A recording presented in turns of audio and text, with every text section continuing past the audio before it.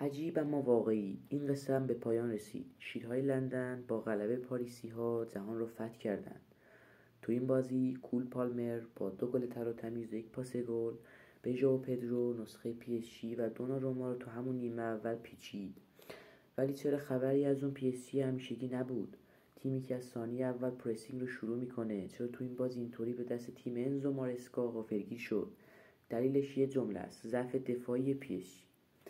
پاریس سن ژرمن هر چقدر تو حمله منسجم و منظم بازی میکنه، تو خط دفاع ضعف‌های عجیبی داره. نونو مندز و حکیمی دو بال این تیم هستن که بیش از حد تو حمله شرکت میکنن و انگار یادشون رفته که یک مدافع هستن نه مهاجم. از طرفی هم دیگه کاری از دست مارکینیوش تنها در مقابل مهاجم‌های تشنه چلسی مثل پدرو نتو، ژائو پدرو و حتی کول پالمر بر نمی اومد.